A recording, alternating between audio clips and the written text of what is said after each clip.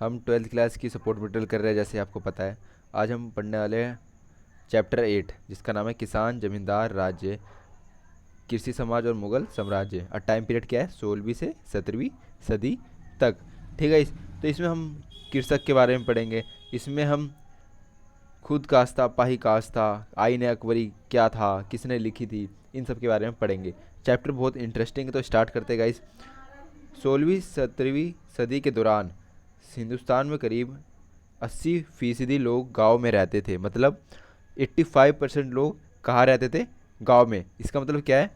इसका मतलब है कि जो 50% जो पॉपुलेशन जो बाकी बची हुई है, वो कहाँ रहती है? वो रहती है शहरों में, यानी एक तरह का नगर। ठीक है गाइस। तो वहाँ पर 50% रहती है और 85% कहाँ रहती है? गाँव में। गाँव में गाँव में रहती है। नेक्स्ट, छोटे खेतीहर और भूमिहर सम सम्राट दोनों ही कृषि उत्पादन से जुड़े हुए थे। तो इन्होंने क्या बताया? चाहे छोटा किसान हो या भूमिहर हो, जिसके पास ज़मीन होती है, वो दोनों किससे जुड़े हुए थे? वो दोनों जुड़े हुए थे, किससे जुड़े थे? कृषि से जुड़े हुए थे, यानी कृषि उत्पादन करते थे। सबसे पहले महत्वपूर्ण ग्रंथ आईन अकबरी, जिसे अकबर के दरबारी इतिहासकार अब्बू फजल ने लिखा। तो सो गाइस, जो आईन अकबरी है, ठीक है, उसे किसने लिखा है? अब्बू फजल। अब्बू फजल कौन था? दरबारी एक कवि था। किसका कवि था? कौन सा शासक था उस वक्त? उस वक्त था अकबर। ठीक है, इस अकबर उस समय किंग था। उस समय दरबारी कवि कौन था? अब्बुल फजल। जो जो वो कहता, जो जो बातें कहता, तो उस सबको किस में दर्ज है? आईन अकबरी एक ग्रंथ है, उसमें दर्ज है। सो गाइस, हमारा नेक्स्ट है गुजरात, महाराष्ट्र, राजस्थान व ईस्ट इंडिया कंपनी के दस्तावेज भी इसी काल के स्रोत है। यानी जो मुगल काल में आईन अकबरी, इसके अलावा बादशाह नामा, जो ये ग्रंथ है, ये तो है ही, मगर इसके अलावा हमें अलग अलग अलग जगह से हमें मुगल काल के बारे में पता चलता है। जैसे गुजरात, महाराष्ट्र, राजस्थान, इसके अलावा ईस्ट इंडिया कंपनी के भी पास कुछ ऐसे दस्तावेज है जो बताते हैं किसके बारे में? मुगल साम्राज्य के बारे में। ठीक है, उनका रहन सहन कैसा था, प्रशासन कैसा था, आर्थिक व्यवस्था, राजनीतिक, ये सब कैसा था। सो गाइस, आते हैं अपने नेक्स्ट टॉपिक पे, यानी पॉइंट पे। रैयत, मुजीरियन, खुद कास्ता, पाई कास्ता किसानों के लिए इस्तेमाल किए गए शब्द है। रैयत मतलब क्या होता है? सो गाइस, अब रैयत का मतलब होता है किसान। ठीक है गाइस, किसानी को एक दूसरे नाम से जानते हैं, रैयत। ठीक है, तो मुजीरियन वही नाम है, उसका भी मतलब एक तरह से अल्टरनेटिव वही होता है। नेक्स्ट, खुद कास्ता और पाही कास्ता। खुद कास्ता क्या होता है गाइस? जिनके पास खुद की ज़मीनें होती है और वो खुद वहाँ पर क्या करते हैं? खेती करते हैं, तो उसे हम क्या बोलते हैं? खुद कास्ता। अब हम बात करते हैं पाही कास्ता की। तो पाही कास्ता कौन होता है गाइस? पाही कास्ता कौन होता है? पाही कास्ता वे होते हैं जिनके पास अपनी ज़मीन नहीं होती और वो क्या करते हैं? दूसरों की ज़मीन पर जाकर खेती करते हैं। सो गाइस, जो हमारा नेक्स्ट है वो है मानसून। भारतीय कृषि की रीढ़ था। यानी क्या था मानसून? भारतीय कृषि की रीढ़ था। यानी एक जो पूरा एक, आप समझो, जो एक बॉडी होती है वो किस पट्टी की होती है? रीढ़ की हड्डी पे, क्योंकि हम चलते हैं, बैठते हैं, तो रीढ़ की हड्डी उसमें क्या होती है? काम में लेती है। मगर होता क्या है, मानसून को क्या बोलो ना, भारतीय कृषि की रीढ़ है। यानी जो कृषि है उसकी रीढ़ क्या है? मानसून। मानसून क्यों है? क्योंकि मानसून में क्या होता है? वर्षा होती है, रेन होता है, ठीक है, बारिश होती है, जिससे क्या होता है? फसलें उगाई जाती है। इसके अलावा क्या होता है? बारिश से जो मानसून आता है तो क्या होता है? पूरे जो पेड़ पौधे हैं उनमें एक नई तरह की जान आ जाती है। और इसमें क्या होता है? किसानों को बहुत फ़ायदा होता है। और किसानों को फ़ायदा होगा, जाहिर सी बात है, ज़्यादा टैक्स मिलेगा। ज़्यादा टैक्स मिलेगा तो राजा राजा प्रसन्न रहेगा। राजा प्रसन्न रहेगा तो जो साम्राज्य उसका विस्तार होगा। नेक्स्ट, मौसम के दो मुख्य चक्रों के दौरान खेती की जाती थी। ठीक है, दो चक्र, एक है खरीफ, दूसरा रबी। खरीफ को हम पतझड़ की बात करते हैं और दूसरा बसंत में रबी की बात करते हैं। नेक्स्ट है गाइस हमारा कपास और गन्ने जैसी फसलें बेहतरीन जिसमें कामिल थी। तो जिनसे कामिल मतलब कपास और गन्ने को ही क्यों कहा गया? क्योंकि इन दोनों से ना, जो मुगल काल के साम्राज्य में जो शासक थे उन्हें सबसे ज़्यादा क्या मिलता था? टैक्स मिलता था। ठीक है गाइस, सबसे ज़्यादा टैक्स मिलता था कपास और गन्ने को। इसीलिए उन्होंने क्या बोला? ये कौन सी फसलें? जिनसे कामिल। जिनसे कामिल को अगर हम हिंदी में बोले तो क्या बोलते हैं उसे? सर्वोत्तम फसलें। यानी एक तरीके से जो A1 क्वालिटी की फसलें होती है, जो ज़्यादा टैक्स देती है, उसको हम कहते हैं सर्वोत्तम फसलें। ठीक है, इसके बाद है तिलहन और दालहन भी नकदी फसल में आते हैं। मध्य भारत और दक्षिणी पठार की ज़मीन पर कपास उगाई जाती है, जबकि बंगाल में चीनी के लिए मशहूर था। इसमें बताया गया कौन कहाँ के लिए मशहूर था। बंगाल चीनी के लिए मशहूर है, और जो ढक्कनी पठार है वहाँ पर उगाई जा रही है, कपास उगाई जा रही है। सो गाइस आते हैं हम नेक्स्ट पॉइंट पे। मुगल जो सॉरी गाइस ग्रामीण समुदाय के तीन घटक, यानी ग्रामीण समुदाय में तीन घटक थे, यानी हम गांव की बात कर रहे हैं। गांव में कौन रहते हैं? ग्रामीण समुदाय, गाँववासी है, ठीक है। तो वहाँ पर क्या होता था? खेतीहर किसान, पंचायत और मुखिया, ये तीन ऐसी चीज़ थी जिसके दम पर गांव चलता था, ठीक है। पहले नंबर पर कौन है? खेतीहर, ठीक है। दूसरे नंबर पर कौन है? पंचायत, ठीक है। और तीसरे पे कौन है? मुखिया। एक तरीके से मुखिया और पंचायत तो दोनों सेम ही होते हैं, मगर गाइस हम क्या समझने की कोशिश कर रहे हैं, जो मुखिया है उसको दो नाम से आते थे, मुकद्दम और मंडल। और कहीं पे मुकद्दम या मंडल लिखा हो तो आपको क्या समझना है? ये मुखिया की बात हो रही है। तो गाइस आप देख सकते हो सबसे पहले किसान आ रहा है, फिर पंचायत आ रही है, फिर मुखिया आ रहा है। तो सबसे पहले देखिए गाइस, सबसे पावरफुल कौन होगा? सबसे पावरफुल मुखिया होगा, जो वो डिसीजन लेगा वो उसका जो पूरे गांव वाले को मानना पड़ेगा। उसके बाद कौन आएगा? पंचायत। पंचायत मुखिया दोनों मिलकर ही बनी है, ठीक है। पंचायत के बिना मुखिया नहीं, मुखिया के बिना पंचायत नहीं है। तो पंचायत में लोग कौन होते हैं? कौन से लोग होते हैं? जो ज़्यादा उम्र के, यानी जो बुजुर्ग होते हैं इसमें ज़्यादातर, जिनके पास पुश्तैनी ज़मीनें होती है। तो ऐसे बुजुर्ग पंचायत में होते हैं जिनके पास पुश्तैनी ज़मीन होती है, जिनके पास कोई सत्ता हो या पावर होती है, तो वो पंचायत का हिस्सा होते हैं। और वह खेतिहर किसान, जो किसान करते हैं, खेती करते हैं, ठीक है। तो इन सब से क्या हो रहा है? एक तरह से हम क्या देख रहे हैं? ग्रामीण समुदाय के तीन घटक कौन कौन से थे पेपर में आएगा। तो पहला खेतिहर किसान, पंचायत, तीसरा गांव का मुखिया। तो गाइस स्टार्ट करते हैं हम अपना नेक्स्ट। 17वीं सदी में मारवाड़ा में लिखी गई एक किताब राजपूतों की चर्चा किसानों के रूप में करती है। यानी मारवाड़ा में लिखी गई एक किताब है, वो क्या बोलती है? जो राजपूत है वो किसानों के रूप में, किसके रूप में? किसानों के रूप में। आज से अगर हम मुगलों की काल की बात करें 16वीं से 17वीं शताब्दी में, तो उस समय किसान जो राजपूत है वो एक किसान के रूप में देखे जाते थे। मगर आज आज के समय में राजपूत एक अलग स्टेटस बन गया गाइस, जैसा आप जानते होंगे। नेक्स्ट, जिन गाँव में कई जातियों के लोग रहते थे वह अक्सर पंचायत में भी विविधता पाई जाती थी। क्या बोला इन्होंने? जिन गाँव में कई जातियों के लोग पाए जाते थे, यानी भिन्न भिन्न जाति के लोग पाए जा रहे हैं गाँव में, क्योंकि गाँव में एक जाति के तो होंगे नहीं, जाहिर सी बात है अलग अलग जाति के लोग होंगे। तो अलग अलग जाति के होंगे तो अलग अलग लोगों को अलग अलग पंचायत भी चाहिए होगी, ठीक है। अलग अलग जाति के लोग होंगे तो क्या चाहिए होंगे? अक्सर क्या है, विविधता पाई जाती है पंचायत में। फॉर एग्जाम्पल, और उस जाति का केस है तो कोई दूसरा जाति उस केस को नहीं लड़ेगा, ऐसा भी कहीं कहीं देखा गया है। नेक्स्ट है, कृषि समाज में महिलाएं मर्दों के साथ कंधे से कंधा मिलाकर खेतों में काम तथा बुआई, निराई, कटाई के साथ साथ फसलों का दाना निकालने का काम करती थी। अब क्या हो रहा है इस काल में? इस काल में जो मेल है, यानी जो मेल है वो क्या कर रहा है? वो खेतों में काम कर रहा है। इसके अलावा क्या हो रहा है? अब उसको उसके साथ क्या हो रहा है? अब फीमेल भी काम कर सकती है, अब वो कंधे से कंधा मिलाकर काम कर सकती है। ये नहीं कि अब उन्हें काम करने का वो नहीं है, अब थोड़ा नज़रिया चेंज होते जा रहा है धीरे धीरे। तो सो गाइस अब वो धीरे धीरे काम कर रही है, मगर काम ही क्या कर रहे हैं? उन्हें कौन सा काम दिया जा रहा है?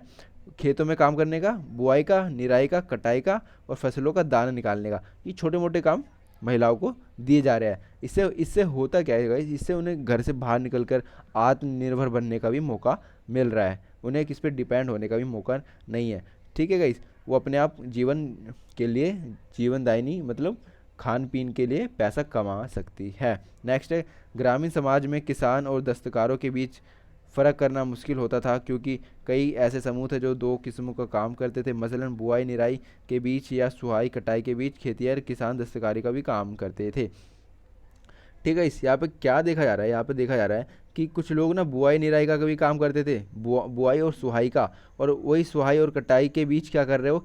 दस्तकारी का भी काम कर रहे हैं, ठीक है। दस्तकारी मतलब जो ये बुआई निराई के अलावा जो अन्य कार्य होते हैं, ठीक है गाइस, जो अन्य कार्य होते हैं जो जुड़े होते हैं, जो सोशली रूप से जुड़े होते हैं, सो गाइस वो दस्तकारी का भी काम करने को तैयार थे। तो ये क्या बता रहे हैं कि एक साथ क्या कर रहे हो? दो काम भी कर रहे हैं, ठीक है। कौन? ग्रामीण समाज के किसान और दस्तकार के बीच फ़र्क करना मुश्किल था, क्योंकि जो किसान है वो क्या कर रहा है? बुआई और सुहाई के साथ साथ क्या कर रहा है? दस्तकारी का भी काम कर रहा है, जो उसका काम नहीं है, मगर तब भी वो दस्तकारी का भी काम कर रहा है। क्योंकि सीजन एक बार फसल उगा दी तो कुछ महीने लगते हैं उस फसल को उगने में, तो जो टाइम पीरियड बचता है ना गाइस, उस टाइम पीरियड में वो दस्तकारी का काम करता है, ठीक है गाइस। तो इसीलिए दस्तकारों और किसानों के बीच फ़र्क करना मुश्किल था। कब? ग्रामीण समाज के बीच। सो गाइस हमारा नेक्स्ट है समसामयिक रचनाएं जंगल में रहने वालों के लिए जंगली शब्द का इस्तेमाल करती है। जाहिर सी बात है, कुछ रचनाएं ऐसी है जिसमें जंगल में रखने वाले, मतलब जंगल में जो रहते हैं उसे क्या बोलते हैं, जंगली। उनका नाम क्या है, जंगली।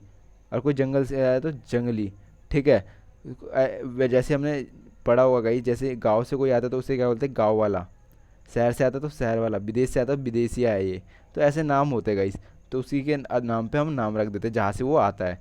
अगला है जमींदारों की समृद्धि की वजह थी, यानी जमींदार इतने समृद्ध, इतने शक्तिशाली क्यों थे। यानी समृद्ध यानी फेमस, फेम था उनके पास, नेम था, किस लिए था, इनकी विस्तृत व्यक्तिगत ज़मीनें, जो इनके पास व्यक्तिगत ज़मीनें थी, यानी बड़े बड़े ज़मीनें इनके नाम थे किनके, ज़मींदारों के। इन्हें मिल्कियत कहते थे या निजी संपत्ति, यानी इनके पास पर्सनल प्रॉपर्टी बहुत सारी थी किनके पास, ज़मींदारों के पास, इनके मिल्कियत प्राप्त थी उस पर, ठीक है। नेक्स्ट, मुगलकालीन गाँव में सामाजिक संबंधों की कल्पना एक पिरामिड के रूप में की गई है। किसके रूप में गई है, सामाजिक संबंधों की रचना एक पिरामिड के रूप में की है। नेक्स्ट, भू राजस्व इंतजाम के दो चरण थे, पहला कर निर्धारण, दूसरा है वास्तविक वसूली। ऐसे मोटा मोटा समझेगा इस। तो कर निर्धारण क्या होता है, एक बार भूमि का सर्वेक्षण कर लो और उस भूमि पर कितना हम कर ले सकते हैं उसका निर्धारण कर दो, ठीक है। उसके वास्तविक वसूली यानी उस पर हर साल या हर महीने जितना टैक्स लेना हो उसको आप ले सकते हो। तो इन दोनों में ये फ़र्क था। नेक्स्ट, इटली के एक मुसाफिर जोवेन्नी करेरी, जो आपके बुक में भी है इस, लगभग 1690 में भारत से होकर गुजरा था। इस बात का बड़ा संजीव चित्र पेश किया है कि किस तरह चांदी तमाम दुनिया से होकर भारत पहुंचती थी। तो गाइस होता क्या था, जो मुगल काल में चांदी तमाम दुनिया से होकर क्या कहाँ होती आती थी, भारत में आती थी। तो गाइस नेक्स्ट है हमारा छोटे गणराज्य। क्या होता है, जहाँ लोग सामूहिक स्तर पर भाईचारे के साथ संसाधनों और श्रम का बंटवारा करते हैं। यानी छोटा गणराज्य का है जहाँ पर मिलजुल कर लोग व्यापार करते हैं, एक दूसरे का साथ देते हैं, इसीलिए क्या बोले ना, भाईचारा, ठीक है। सामूहिक स्तर पर भाईचारा निभाते ही है, इसीलिए छोटा गणराज्य। नेक्स्ट, आईने 5 भागों में संकलन है। इसके पहले 3 भाग प्रशासन का विवरण देते हैं, किसका, एडमिनिस्ट्रेशन का विवरण देते हैं, ठीक है। नेक्स्ट है हमारा कृषक ग्रामीण समाज का मुख्य वर्ग था और उससे वसूले गए राजस्व पर ही पूरा प्रशासन और राजतंत्र आधारित था, ठीक है। जितने भी बड़े बड़े लोग थे, चाहे जमींदार हो, ठीक है, चाहे जोतदार हो, चाहे राजा ही क्यों ना हो, वो किसके किसके मेहनत पर इतना बड़ा साम्राज्य स्थापित कर रहे हैं, किसके दम पर इतने सारे पैसे हुए। तो जाहिर सी बात है वो किसान के दम पर है, ठीक है। किसान क्या होता है, किसान को ये कमज़ोर बना देते हैं, किसान को ये दबाते हैं एक तरीके से। और किसान से ज़्यादा मेहनत करता है किसान, और जो भी उसका आमदनी होता है वो क्या करते हैं, जो ऊपरी लोग होते हैं उन्हें फ़ायदा मिलता है, टैक्स मिलता है एक तरीके का। नेक्स्ट है गाइस हमारा, इस काल में इस काल में ज़मीन की बहुतायत, मजदूरों की मौजूदगी तथा किसानों की गतिशीलता के कारण कृषि का विस्तार हुआ। सिंचाई कार्यों का राज्यों की मदद मिलती थी। यानी क्या हुआ इस काल में, इस समय मुगल काल की बात कर रहे हैं हम, 16वीं से 17वीं शताब्दी। हुआ क्या, किसानों की गतिशीलता और मौजूदगी।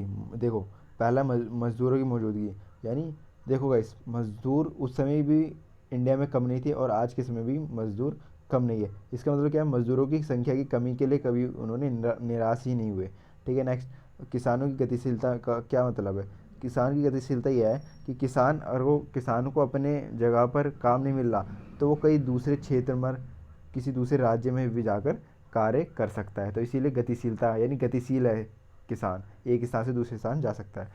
सिंचाई कार्यों के राज्य की मदद मिलती थी, यानी किसानों को भरपूर सहायता भी मिलती थी कि सिंचाई करो आप, उसमें वो कौन देगा, राज्य आपकी मदद करेगा। नेक्स्ट, पशुपालन और बागवानी में बढ़ते मुनाफे की वजह से अहीर, गुज्जर, माली जैसी जातियाँ सामाजिक सीढ़ी पर ऊपर उठी। ये देखो भाई, ऐसी ऐसी जातियाँ जो जो कभी नीचे थी वो किसी ना किसी माध्यम से ऊपर आ रही है। देखो, पशुपालन में और बागवानी के बढ़ते मुनाफे, तो इससे क्या हो रहा है, अहीर, गुज्जर, माली, ऐसे ऐसे नाम, जिन जाति के नाम क्या हो रहे हैं, ऊपर उठ रहे हैं धीरे धीरे। ग्राम पंचायत के अलावा गांव में हर जाति की अलग अलग पंचायत होती थी, ठीक है, ठीक है गाइस। तो हर जगह क्या है, अलग, हर जाति की अलग अलग पंचायत होती है। ये नहीं कि एक फला नाम की जाति है तो उसको कोई दूसरा हैंडल करेगा, नहीं, उसी नाम की जाति के जो पंचायत और सरदार होंगे, जो मुखिया होंगे, वो उसको हैंडल करेंगे। नेक्स्ट है जजमानी 18वीं सदी के स्रोत बताते हैं कि बंगाल में जमींदार लोहार बढ़ाई सुनार आदि को उनकी सेवा के बदले रोज का भत्ता खाने के लिए नकदी देते थे। इसी व्यवस्था को जजमानी कहते हैं। तो जजमानी में क्या होता है गाइस, कोई जो अमीर लोग होते थे ना और जो गरीब लोग उनकी जाके सेवा करते थे, तो उनके बदले सेवा के बदले क्या मिलता था उन्हें, रोज का भत्ता, यानी कुछ पैसे मिल जाए या खाने के लिए, जीवन चलाने के लिए कुछ नकदी मिल जाए, ठीक है, ये खाना ही मिल जाए। तो इन सबको क्या बोलते हैं, जजमानी, ठीक है। सो गाइस नेक्स्ट है हमारा, ताकतवर लोग गांव के मसलों पर फैसला लेते हैं और कमज़ोर वर्गों का शोषण करते हैं। यानी क्या बताया, एक पावरफुल लोग कौन है, जमींदार, जोतदार, किसान, साहूकार, ये सब क्या पैसे वाले लोग हैं, पावरफुल लोग हैं।